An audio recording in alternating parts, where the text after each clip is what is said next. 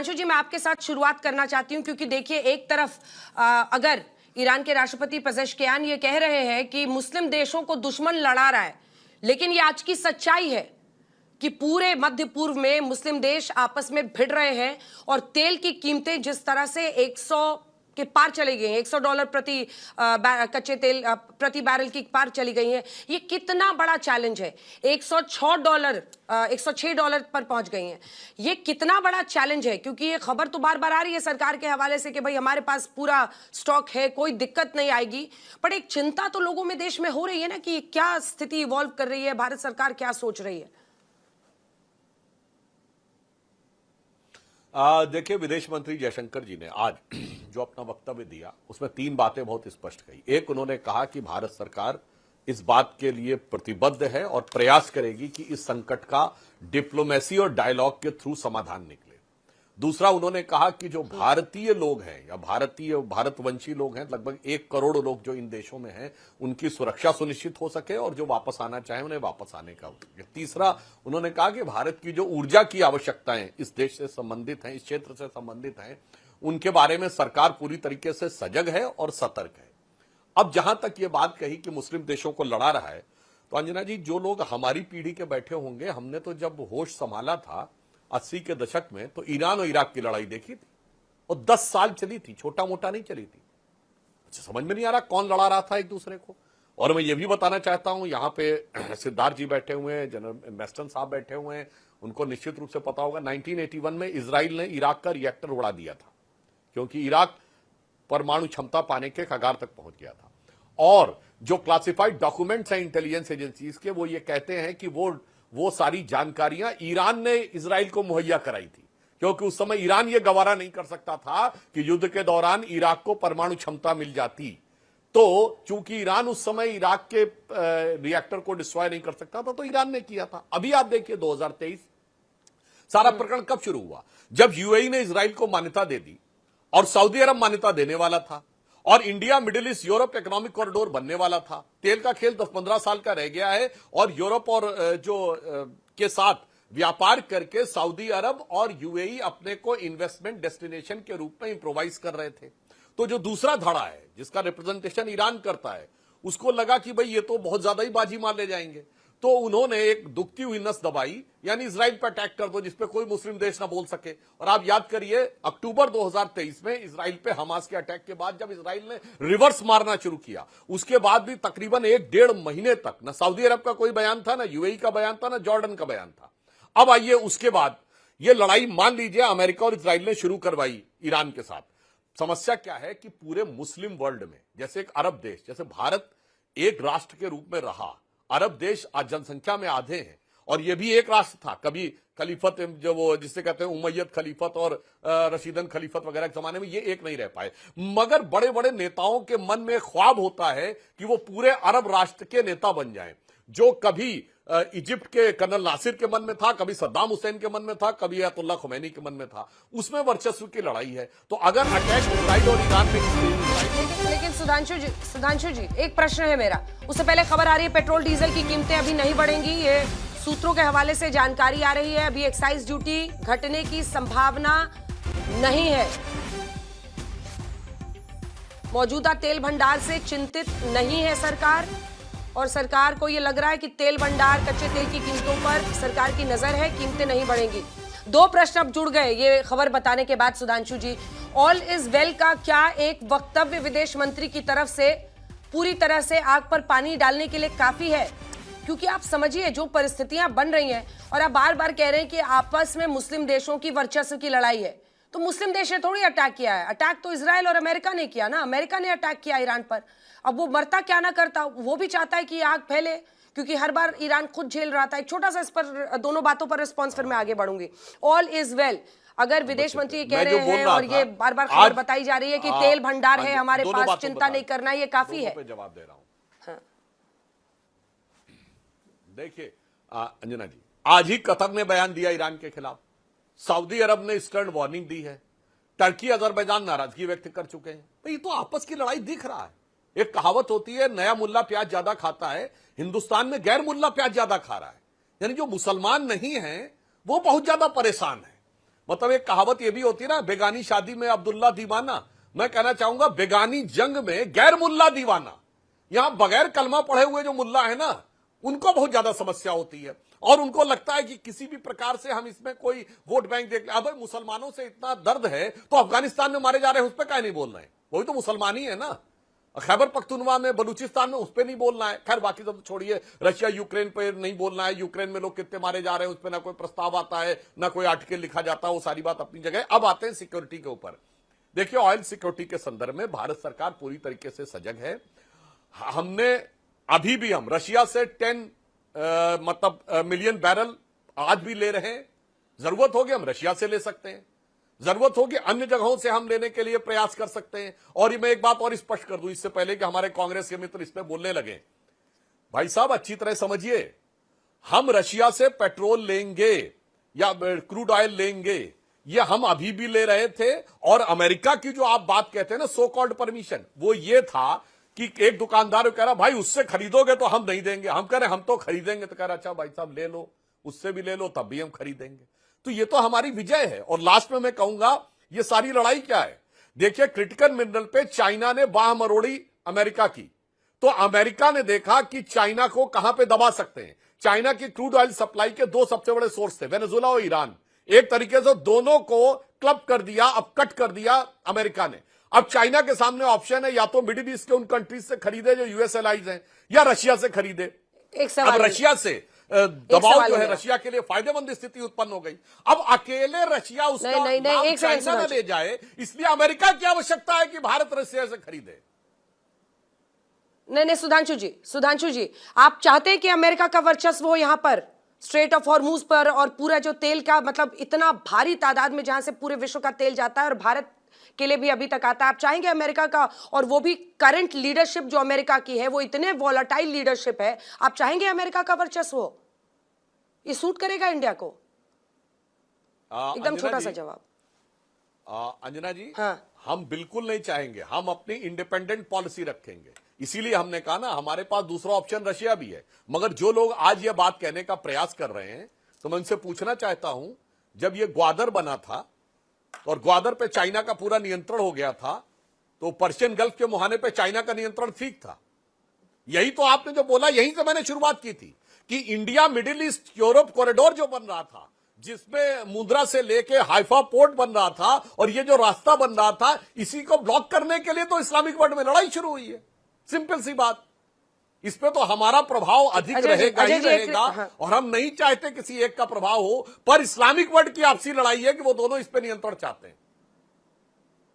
ठीक है अजय जी, आपका रिएक्शन उनकी तमाम बातों पर, और विपक्ष के तौर पर आप क्या कहेंगे?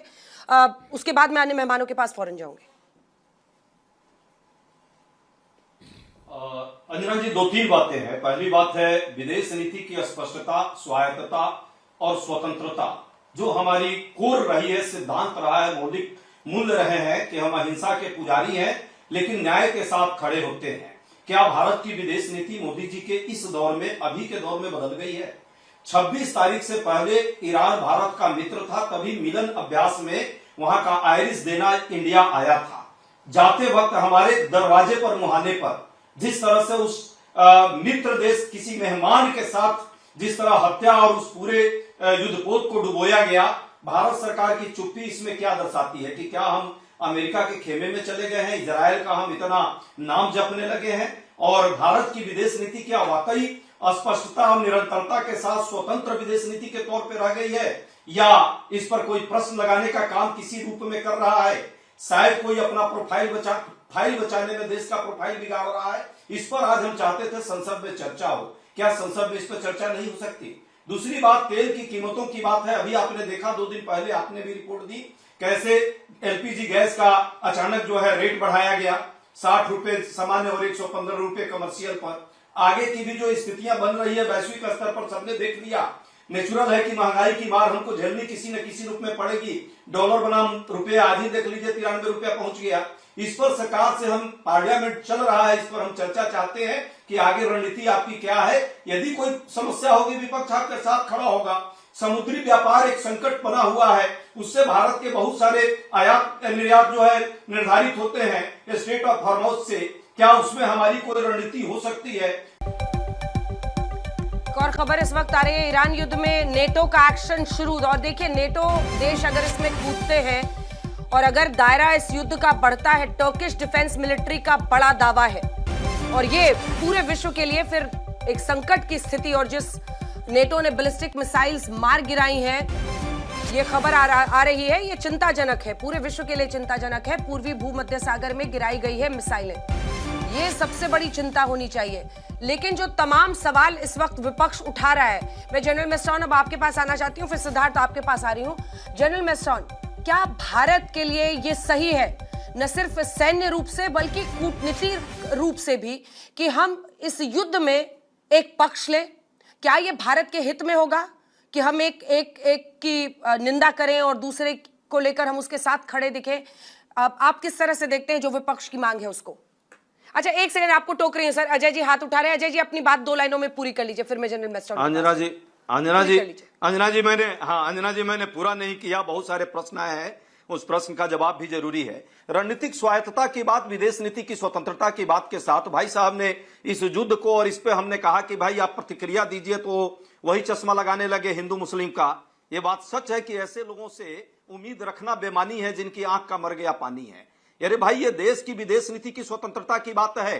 हिंदू मुस्लिम वर्ल्ड में क्या हो ये मैटर नहीं है। आप इस पर क्यों इतना बार बार हर चीज को लेकर चले जाते हैं? ये हिंदू मुस्लिम का सवाल नहीं है, वैश्विक स्तर पर सभ्यताओं की लड़ाई का भी सवाल नहीं है, जो सैमुअल हंटिंगटन पी ने कहा। हम तो मानते हैं कि ये विश्व की शांति को भंग करने के लिए 2-3 लोगों ने ये रणनीति अपनाई है। एक काउंटर क्वेश्चन आपसे भी है, मेरा एक सवाल सुन लीजिए। भारत की हमारा जो एक मेरा भी सवाल सुन लीजिए, एक काउंटर क्वेश्चन है। आप कह रहे हैं ये हिंदू मुस्लिम कर रहे हैं, आप इसको डोमेस्टिक पॉलिटिक्स को क्यों ला रहे हैं? ये मुस्लिम की बात है, ये हिंदू मुस्लिम, इसे हिंदू कहाँ आ गया इसमें? एकदम नहीं, ये तो इसमें हिंदू तो कहीं है ही नहीं। ये इसमें तो हिंदू वर्ण हमने बोला ना, हिंदू कहीं है। ये तो मैं बात ही कर रहा हूं कि हाँ, हिंदू मुस्लिम का कोई मतलब नहीं है। लेकिन खमेनी पर, वही तो मैं कह रहा हूं कि खमेनी की बात नहीं है, ईरान की बात है। ईरान 25 तारीख तक तो हमारा मित्र था, फरवरी तक, जो हमारा आयरिस देना यहां भेजा था, और उस पर आक्रमण होता है। अभी तक मुंह में चुप्पी दही जमी हुई है भारत सरकार की। आखिर ऐसा क्यों है? क्या इतना भी हम खंडन नहीं कर सकते? क्या हम इतना कमजोर हो गए हैं वैश्विक स्तर पर? ठीक है, आपको यदि व्यक्तिगत मित्रता निभानी है किसी से, आप निभाइए, लेकिन देश के विदेश नीति की स्वतंत्रता को बंधक थोड़ा बना सकते हैं, गिरवी मत रखिए। दूसरी बात, आपका यही सवाल लिए चलते हैं, एक बात जल्दी से जनरल मेस्टर, ठीक, पूरा कीजिए। 10 सेकंड लास्ट 10 सेकंड लास्ट। रसा के जी, तेल पर जो 30% कम पर हम वो तेल लेते थे, अब प्रीमियम 10%, माने टोटल 40% एक्स्ट्रा तेल पर हमको जो है पेमेंट करना होगा। भारत का राष्ट्रीय हित यहाँ कहां सुरक्षित है? वो भी अमेरिका का वित्त मंत्री वहां का कह रहा है कि हम आपको छूट दे रहे हैं और आप बड़े अच्छे एक्टर हैं। अरे एक्टर मत बनिए ना, डायरेक्टर वहां क्यों आपको डायरेक्शन देगा? हम है स्वतंत्र, हमको जहां से तेल लेना होगा हम वहां से लेंगे, हमको जो विदेश नीति में तय करना होगा वो करेंगे। जनरल मेस्टर, आप कौन होते हो? जनरल मेस्टर, क्या भारत को खुलकर, क्या आप ये चाहते हैं कि भारत के हित में ये बेहतर होगा कि हम खुलकर ईरान के साथ खड़े हो जाएं ऐसे वक्त पर? क्या अमेरिका और इजराइल से जो हमारी स्ट्रेटेजिक पार्टनरशिप है, या ट्रेड डील आने वाला जो साइन होने वाला है, या अन्य चीजें हैं, उसको हम झोंक सकते हैं? उसको हम झोंक सकते हैं? भारत को किसी का पक्ष नहीं लेना चाहिए। आवाज आ रही है? बिल्कुल आ रही है, बोले सर। आवाज आ रही है अंजना? हाँ अंजना, बिल्कुल आ रही है सर, आप बोले। मेरा तो सोच विचार ये है एज अ भारतीय, पहली बात, भारत को किसी के साइड में, हाँ बिल्कुल पक्ष नहीं लेना चाहिए। भारत की जो एक स्ट्रेटेजिक ऑटोनॉमी है वो बिल्कुल ठीक है। और देखिए, आज हमारा नेशनल इंटरेस्ट ये चाहता है कि पहली बात तो ये जो आईमेक कॉरिडोर है, जो बिल्कुल अभी चर्चा भी हुई है, वो भारत के हित में है और ये गल्फ कंट्रीज के भी हित में है। और दूसरा, जब स्टेबिलिटी आएगी तो जो छाबर कॉरिडोर है और जो छाबर पोर्ट है और उससे नॉर्थ साउथ कॉरिडोर है, वो भी हमारे हित में है। तो साफ जाहिर है कि भारत आज ईरान, इजराइल और अमेरिका, हमारी सबके साथ अच्छे मित्रता है। लेकिन ये एक चीज इसमें है आइडियोलॉजिकल, भारत को ये जो टेररिज्म है, देखिए एक देश टेररिज्म का रास्ता अपना रखा है जो साफ लफ्जों में है तो ईरान है। पूरे उन्होंने प्रॉक्सीज खड़े करके और वहां पर और इन्होंने मिसाइल सिटीज बना रखी हैं। वो किसके लिए बना रखी हैं आखिर में? और दूसरा है, आप साउथ में देखिए, ये जो गल्फ स्टेट्स है, इनका जो रास्ता है पीस, प्रॉस्पेरिटी, डेवलपमेंट है, और इसीलिए ये भारत के साथ और इसराइल के साथ ये चाहते हैं आईमेक कॉरिडोर हो जाए। तो टेररिज्म तो बिल्कुल कंडेमेबल है, लेकिन हाँ, प्रेसिडेंट ट्रंप भी जो कर रहे हैं वो गलत है कि ये बिल्कुल मैं बोलूंगा डोमिनेशन और गुंडा गर्दी टाइप कर रहे हैं, और ईरान भी जो कर रहा है वो गलत है। देखिए, इस रीजन को इंस्टेबिलिटी कौन लेके आ रहा है? ईरान। उसने इतने प्रॉक्सीज बना के रखे हुए हैं। ये आप हुतीज को देखिए, बीच में उन्होंने रेड सी को डोमिनेट कर दिया था। तो इस स्टेबिलिटी में ये सब देशों का हाथ है, लेकिन भारत का जो पक्ष है वो किसी के साथ नहीं होना चाहिए, और भारत की जो मेरे को लगता है स्ट्रेटेजिक ऑटोनॉमी है वो ठीक है। और दूसरा, भारत को देखिए आज पता है कि ये बड़ी अनस्टेबल सिचुएशन है। एनर्जी सिक्योरिटी हमारे लिए नंबर 1 कंसर्न है, कोई भी गवर्नमेंट है, और आज की जो भारत सरकार है उसके लिए भी ये सबसे बड़ी कंसर्न है, क्योंकि अगर एनर्जी सिक्योरिटी में ध्यान नहीं दिया तो आम जनता सफर करेगी। और मेरे ख्याल जो हमारे रिजर्व्स हैं ऑयल के या गैस के, और अभी भारत और डाइवर्सिफाई करेगा, चाहे एलएनजी प्रोडक्शन हो, चाहे ऑयल का है। हमारे पास अभी रशिया है, वेनेजुएला से भी हम ले रहे हैं, नाइजीरिया से ले रहे हैं, तो डाइवर्सिफिकेशन है। हाँ, यहाँ से थोड़ा चोक हो जाएगा, लेकिन भारत के पास पूरे ऑप्शंस है डाइवर्सिफिकेशन, और एलएनजी भी जहां तक सवाल है। तो ऑयल प्राइसेस है, कौन सही है कौन गलत है? ईरान को लेकर देखिए, आप हमेशा कहते हैं कि इस क्षेत्र में, आपने भी कई बार जनरल मैस्टर्न ये ऑन एयर कहा है आज तक पर, कि देखिए यहाँ पर जो चाइना का वर्चस्व था वो कहीं ना कहीं अगर हटता है तो भारत के लिए अच्छा है, स्ट्रेट ऑफ हॉर्मुज और ये पूरा ईरान के क्षेत्र में। लेकिन आप भी आज कह रहे हैं कि भारत को खुलकर किसी एक पक्ष के साथ स्टैंड नहीं लेना चाहिए। देखिए, अब जनरल मैस्टर्न, मैं एक और जवाब आपसे चाहती हूं। अब जबकि मुज्तबा खामेनेई को वहां पर सुप्रीम लीडर घोषित किया गया है, आप इसको कैसे देख रहे हैं? क्या इजराइल और अमेरिका के लिए ये फर्दर इंस्टिगेशन है? क्योंकि फाइट बैक कर रहा है ईरान, वो अपनी पूरी क्षमता से फाइट बैक कर रहा है। और क्या आपको लगता है इजराइल अमेरिका इसके बाद इस युद्ध को और भीषण कर सकते हैं? एक छोटा सा रिस्पॉन्स जल्दी से। देखिए, ये युद्ध तो और भीषण होएगा, क्योंकि दोनों तरफ अभी अड़ गए हैं। मैं ईगो की लड़ाई है, और इस बहुत भीषण युद्ध होने वाला है। मुस्तफा को तो इन्होंने बना दिया, लेकिन वो तो इजराइल जनता और इजराइल के ईरान के लोग चाहें, लेकिन अमेरिका अगर नहीं चाहता तो उसका परिणाम तो यही होगा, अमेरिका और इजराइल मिलके और अभी लड़ाई करेंगे। तो ये इस इलाके में मेरे को लगता है इंस्टेबिलिटी तो अंजना बहुत लंबे समय तक रहेगी, जब तक ईरान की IRGC की और मिसाइल और ड्रोन कैपेबिलिटी को ना वो बर्बाद कर पाए। वो भी मेरे को बड़ा मुश्किल लगता है, क्योंकि इनकी तो इतनी मिसाइल सिटीज है, ड्रोन सिटीज हैं, तो ये तो बड़ा मुश्किल काम है। तो इंस्टेबिलिटी रहेगी और लड़ाई बहुत भीषण होगी, और रीजन के लिए अभी अच्छी बात नहीं है। और जो चाइना का आपने बिल्कुल बोला है, वो मैं पहले भी बोला था, हमारे इस इलाके में सबसे बड़ा फायदा है कि चाइना जो एक डोमिनेंस चाह रहा था वो अभी हट जाएगा। अब अमेरिका का डोमिनेंस रहेगा। देखिए, यहाँ गल्फ स्टेट से भी अमेरिका का डोमिनेंस क्यों लिया है? वो सिक्योरिटी गारंटी चाहते थे कि क्या दुबई अपने आप लड़ सकता था ईरान के साथ? बिल्कुल नहीं। तो आज के जो छोटे छोटे देश है वो सिक्योरिटी गारंटी चाहते हैं। जैसे आप इंडो पैसिफिक में भी देख लिया, चाहे जापान हो, चाहे फिलीपींस हो, कितने भी देश हैं। तो ये तो एक नेचुरल रियलिटी है, सिक्योरिटी गारंटी सबको चाहिए, और इसलिए गल्फ स्टेट ने सिक्योरिटी गारंटी ले रखी थी, और उसका परिणाम वो भुगत रहे हैं। लेकिन लॉन्ग टर्म में मेरे ख्याल गल्फ स्टेट्स को और इस रीजन में फायदा होगा। जल्दी से सिद्धार्थ, अब आपके पास आते हुए, मोटे तौर पर अगर हम देखें तो आज युद्ध के जो हालात है उसमें 3-4 बड़ी बातें हैं। एक तो ईरान लगातार फाइट बैक कर रहा है, मुज्तबा खामेनेई उनके बेटे को उन्होंने बना दिया है। अब फिर ये नया शूल इजराइल और अमेरिका के लिए, तो वो ज्यादा अटैक करेंगे। पेजेश्कियान खुद कहते हैं कि अब मिडिल ईस्ट के देशों पर अटैक नहीं करना चाहते, लेकिन अटैक्स हुए जा रहे हैं। सऊदी ने भी आज कमेंट किया है ईरान के इस रवैये पर।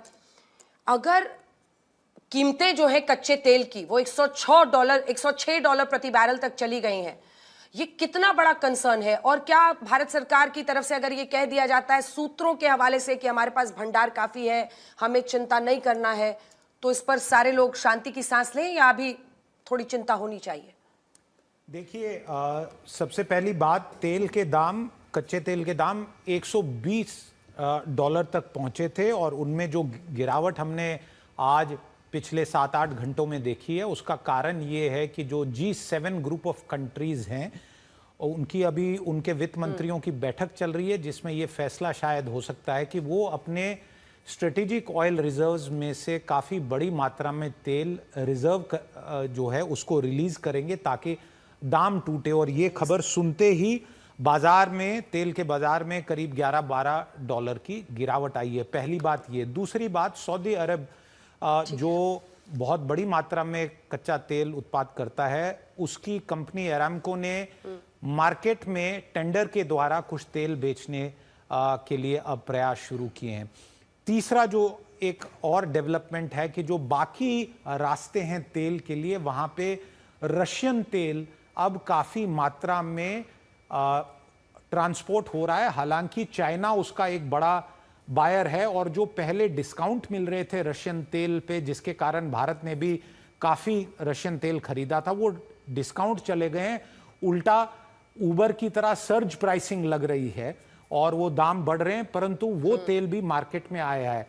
कुल मिलाके इन 2-3 डेवलपमेंट्स के कारण शायद जिस प्रकार के अभी कल तक या आज सुबह तक अटकलें लग रही थी कि शायद कच्चा तेल 150 या 200 डॉलर तक भी जा सकता है, उसकी तरफ अभी शायद मूवमेंट नहीं होगी। पर दूसरी तरफ एलपीजी को लेके भारत में जो चिंता है, उसमें सरकार ने यह कहा है कि अब वो यूएस से और बाकी जगहों से एलपीजी को इंपोर्ट करने का प्रयास करेंगे, क्योंकि वो हमारे लिए एक विषय बन सकता है। फिलहाल के लिए जो आपने भी बात कही, बाकी विशेषज्ञों ने बात कही है, लगभग 2 महीने का स्टॉक हमारे पास तेल का है और शायद युद्ध उतना लंबा नहीं चलेगा। और आखिर में अंजना, अगर आप देखें जो इस समय पे जिस प्रकार की लड़ाई हो रही है, उसमें से केवल एक ही बात निकल के आती है कि ऑयल इज नॉट वेल। आपने ऑल इज वेल वाली जो बात कही है, ऑयल इज नॉट वेल, और ये एक एनर्जी को लेके एक डिसरप्शन और वॉर बन रही है। बाकी ग्राउंड लेवल पे आगे क्या होगा उस पे काफी कुछ डिपेंड करेगा। बिल्कुल, वाकई आपने सही लाइन उसमें जो बदलाव किया, ऑल इज वेल की जगह oil is not well. Sudhanshu ji, ये स्थिति है। एक कमेंट आपका इस पर भी, लेकिन इसी के साथ मेरा सवाल आपसे यह है कि विपक्ष बार बार ये कह रहा है, हालांकि जनरल मेसन भी इसके खिलाफ है, कि हम एक ताकतवर देश की तरह आज क्यों नहीं निंदा कर रहे सीधा अमेरिका इजराइल की, कि भाई तुमने दूसरे देश की संप्रभुता पर ऐसा हमला क्यों किया, ये वॉर क्यों छेड़ा। और जिस आईमेक मतलब India middle east Europe economic corridor की हम बात कर रहे हैं, वो सब कुछ ताक पर अगर चला गया है, तो एक ताकतवर देश की तरह हम इसके खिलाफ स्टैंड क्यों नहीं लेते कि क्यों हमला किया ईरान पर।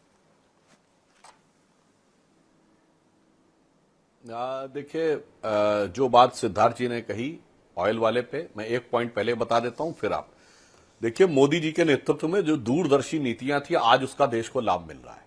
जैसे हमारे रेलवे रूट्स का टोटल इलेक्ट्रिफिकेशन हो गया, तो कम से कम जो डीजल रेलवे में यूज होता था, अब उसकी आवश्यकता नहीं। दूसरा, आपने भी देखा E20 पेट्रोल यूज होना शुरू हो गया और 1 अप्रैल से सब E20 मिलेगा, तो 20% हमने गाड़ियों में वो रिडक्शन करने में सफलता हासिल की। तीसरा, जो हमारा सोलर पावर में और जो ये क्लीन एनर्जी में इंस्टॉल्ड कैपेसिटी हमारी बढ़ी है, और हमने जो इलेक्ट्रिक व्हीकल्स को ज्यादा आगे बढ़ाया है, और जिसके लिए हमें उनकी जरूरत नहीं रहेगी। आप समझिए, अगर ये हमने लॉन्ग टर्म की स्ट्रेटजी नहीं ध्यान रखी होती मोदी जी ने कई साल पहले से, तो यह संकट आज और बड़ा हो सकता था। अब दूसरी बात पे आते हैं, ताकतवर देश की बात करते हैं, ये कौन कर रहा है भाई? अभी कांग्रेस के प्रवक्ता महोदय उपाध्याय जी बोल रहे थे, अरे भाई ये तो बताइए, सद्दाम हुसैन ने तो तेल के कूपन कांग्रेस को दिए थे और सद्दाम हुसैन को टांग दिया गया था। क्या वक्तव्य था कांग्रेस का? चुप्पी। यह बताइए, 2006 में IAEA में, इंटरनेशनल एटॉमिक एनर्जी एजेंसी में, हमने ईरान के खिलाफ वोटिंग कर दी थी। काहे? क्योंकि अमेरिका चाह रहा था। और मैं दर्शकों से कहता हूं, जाके चेक करिए, हिलरी क्लिंटन बैठी हुई हैं और SM कृष्णा विदेश मंत्री के रूप में उनके बगल में बैठे हैं, और हिलरी क्लिंटन कह रही इंडिया हैज डिसाइडेड कि वो ईरान से तेल नहीं खरीदेगा। क्या गजब की स्वायत्तता भाई साहब, क्या गजब आप लोग बात करने का प्रयास करते हो। वो सब विषयों पर नहीं जाते। आपके जमाने में स्वायत्तता क्या थी? देखिए, हमारी विदेश नीति हर देश के साथ उसकी आवश्यकताओं के अनुसार रहती है और उसकी नीतियों के अनुसार रहती है। जैसे 71 तक यह अमेरिका का एलाई था ईरान, और 71 की लड़ाई में भी आप हमारे खिलाफ, मतलब उस समय कांग्रेस की सरकार थी, पाकिस्तान के पक्ष में फौज तक भेज रहा था। अयतुल्लाह खुमैनी के आने के बाद ईरान से दुश्मनी हो गई, और उसके बाद वो पाकिस्तान का दुश्मन हो गया, और पाकिस्तान से उसकी लड़ाई चल रही थी। चाबार पोर्ट का जो विषय आया, अगर आप देखें तो चूंकि ग्वादर में पाकिस्तान का प्रभाव बढ़ गया था चाइना के प्रयोग से, तो वो पर्शियन गल्फ में नहीं गवारा कर सकता था ईरान कि पाकिस्तान का प्रभाव इतना हो जाए। तो चाबार हम दोनों की जरूरत थी, सिर्फ अकेले ऐसा नहीं कि उसने हमारे साथ किया। और रही बात ऐसी, तो खुमैनी जी ने बहुत सारे बयान हमारे खिलाफ भी दिए थे, भारत के खिलाफ दिए हैं, कश्मीर के मामले पे, इन सब पे। और लास्ट में एक और बात मैं कहना चाहता हूं, ये बताइए, खुमैनी को तो शिया लोग अपना नेता मानते हैं, और आपकी सरकारों में शियाओं की क्या स्थिति थी कि लखनऊ में 20 साल तक शिया अपना मदे साहबा का जुलूस नहीं निकाल सकते थे। कांग्रेस ने प्रतिबंध लगा के रखा था। जब अटल जी प्रधानमंत्री बने तब वो शियाओं को अपना जुलूस निकालने की परमिशन मिली, और कारगिल में जुलूस नहीं निकलता था शियाओं का। जब मोदी जी प्रधानमंत्री बने तब शियाओं का जुलूस निकलना शुरू हुआ। तो आप लोग गजब अद्भुत बात करते हैं साहब। सुधांशु जी, ये कहां ले जा रहे हैं आप इस बहस को? देखें चाहे नेशनल एंगल पे, हमारी सरकार तो बिल्कुल कहां ले जा रहे हैं आप इसको कि वहां नहीं? क्या किसी को समझ में नहीं आ रहा है क्या? हाँ बिल्कुल, आज की डेट में मैं यही बात कहना चाहता हूं, किसी को समझ में नहीं आ रहा कि कांग्रेस का स्टैंड क्या है। ठीक है अजय जी, वो सीधा पूछ रहे हैं कि जब 2006 में यूपीए की सरकार थी, सद्दाम हुसैन को फांसी दी गई थी, तब आप लोगों ने क्या किया था, क्या स्टैंड लिया था? जी हमारे भाई साहब की जो परिस्थिति है सबको पता है। यहां भी आदतन भटकाव के हालत ले आए, कहां की बात करनी थी और कहां की बात ले आए। सच है कि देश की विदेश नीति की स्वायत्तता और स्वतंत्रता पर बात हो रही है कि अंतर्राष्ट्रीय स्तर पर भारत वैश्विक पहचान रखता है। जब 53 में कोरियन क्राइसिस थी, जिस नेहरू जी पर हर बात में ब्लेम करते हैं, उसको पढ़ना चाहिए इनको, कि उस समय भी भारत जो है एक विश्व नेतृत्व का पहचान अपना अंतर्राष्ट्रीय स्तर पर खड़ा किया। शीत युद्ध के दौरान भारत किसी भी गुट में नहीं शामिल होकर के तटस्थता की नीति अपनाया और न्याय के साथ हमेशा जब बात अंतर्राष्ट्रीय मुद्दे पर आती थी तो हम करते थे।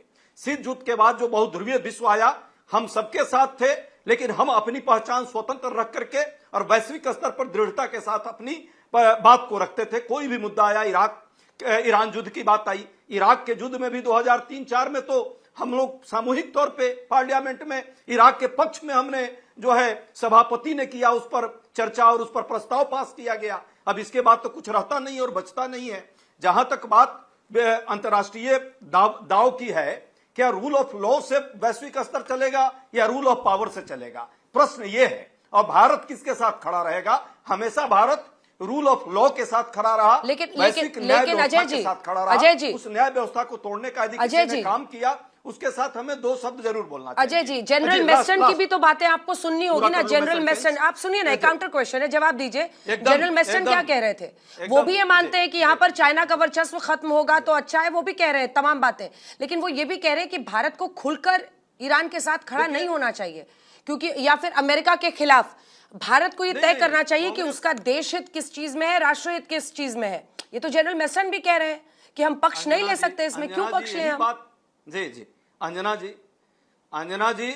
जी, कांग्रेस भी यही बात कर रही है कि भारत का राष्ट्रीय हित सर्वोपरि है, भारत की विदेश नीति सर्वोपरि है। कोई व्यक्ति विशेष अपना विदेश नीति व्यक्तिगत हित में चलाना चाहता है या कोई अपनी उसकी मजबूरियां हैं, उस मजबूरियों के कारण भारत को कहीं ना कहीं फंसाना चाहता है, ये उचित नहीं है। हम तो बार बार कह रहे हैं कि भारत स्वतंत्र नीति निर्णायक व्यक्ति हमेशा रहा है, राष्ट्र, उसको स्वतंत्र और न्याय के हिसाब से आगे बढ़ना है, गुण और दोष के हिसाब से बढ़ना है। और चुप्पी, साइलेंस कभी भी न्यूट्रलिटी नहीं होती। चुप्पी को यदि न्यूट्रलिटी कहा जा रहा है तो यह दुखद है। पहली बात, अंतर्राष्ट्रीय स्तर पर 10 सेकंड, ये अभी जो हमारे संजय जी ने कही, वाकई भीषणतम युद्ध की ओर इशारा कर रहे हैं वो, तो हमें तो जरूर ध्यान रखने की जरूरत है कि 1 करोड़ हमारे प्रवासी वहां पे फंसे हुए हैं, उनकी सुरक्षा कैसे हो, साथ में तेल का ऊर्जा जरूरत हमारी है वो कैसे पूरी हो। ये हिंदू मुस्लिम और डायरेक्शन देने की जरूरत नहीं है, कोई उसके पक्ष में नहीं है। ये तो हिंदू मुस्लिम का युद्ध ही नहीं है। Israel, America, Ajay ji, general mason ये भी कह रहे थे कि अमेरिका की भी खुलकर निंदा करने की जरूरत नहीं है, वहां भी बहुत इंडियंस रहते हैं, तो भारत को सारे हित अपने देखने हैं, अपने लोगों के हित देखने हैं। अमेरिका की भी जो खुलकर निंदा के लिए आप लोग उकसा रहे हैं, वो भी उसको गलत कह रहे हैं, क्योंकि भारत के बहुत सारे इंटरेस्ट हैं, अनेकों भारतीय रहते हैं यूएस में। हाँ, एकदम ठीक कर रही है, लेकिन सुधांशु जी जल्दी से एक रिस्पॉन्स। जाकर के सरेंडर नहीं हो जाए ना, हमारे लोगों को हाथ पर बांध कर भेजे नहीं। ठीक है सुधांशु जी, वो कह रहे हैं सरेंडर ना हो जाए, जवाब दीजिए। अरे भाई साहब, सरेंडर का अभी मैंने 2 उदाहरण दिए। देखिए, सारी बातें इन्होंने बगैर तथ्य के बोली। एक तथ्य काउंटर नहीं किया। मैं फिर फैक्ट से बोलता हूं। आज भी हमारे विदेश सचिव विक्रम मिस्री जी ने जाकर ईरान के दूतावास में शोक प्रस्ताव पे हस्ताक्षर किया और ईरान का एक शिप आज भी कोची पोर्ट पे खड़ा है। उसने हमसे परमिशन मांगी क्योंकि उसे डर था कि अगर वो आगे जाएगा तो वो डिस्ट्रॉय कर दिया जाएगा। हमने उसको बाकायदा रुकने की व्यवस्था दी हुई है। जो चीज है वो हम पूरी तरीके से करना चाहते हैं। मगर ये बताइए भाई साहब, सबसे बड़ा व्यापारिक साझेदार कौन है दुनिया में भारत का? अमेरिका। उससे लड़ाई लड़ लो। अब मैं उदाहरण देना चाहता हूं। इनकी सरकार में नटवर सिंह विदेश मंत्री थे और उन्होंने खुद लिखा है अपनी किताब one life is not enough में कि मुझे एक पार्टी में सोनिया जी ने बुलाया और कहा कि हम आपको विदेश मंत्रालय नहीं दे सकते, मेरे ऊपर अनेक प्रकार के दबाव है और अमेरिका का दबाव है। और आपके विदेश मंत्री ने कहा कि अमेरिका के दबाव के चलते हुए मुझे विदेश मंत्रालय से हटाया गया। क्या बात करते साहब, क्या गजब का साहब आपकी स्वायत्तता थी। इसीलिए हम कहना चाहते हैं कांग्रेस का एक ही इंटरेस्ट है कि कहां पर भारत का डिसइंटरेस्ट है। चलिए ठीक है, अब आपको बीच में टोकना पड़ेगा सुधांशु जी। वक्त हमें इतने की इजाजत देता है, लेकिन इतना जरूर अपने दर्शकों को कहना चाहेंगे कि मध्य पूर्व का ये जो पूरा युद्ध है ये और भीषण होता हुआ दिख रहा है। और ऐसे में जो सिद्धार्थ आपने कहा, मुझे लगता है सबसे बड़ी हेडलाइन यही है कि ऑल इज वेल की जगह ऑयल इज नॉट वेल, और इससे शायद कोई भी विश्व का देश अछूता नहीं रहेगा। हम एक ब्रेक के लिए रुक रहे हैं, लेकिन रात 9 बजे जरूर रहिएगा ब्लैक एंड व्हाइट में हमारे साथ, क्योंकि हम आपको बताएंगे कि मुश्तबा खमेनी यानी जूनियर खमेनी के सुप्रीम लीडर बनने के बाद अब अमेरिका और इजराइल क्या कर सकते हैं और इस विश्व युद्ध की तरफ बढ़ते हुए पूरा जो प्रसंग है इस युद्ध का वो कैसे और भी आने वाले वक्त में भीषण हो सकता है।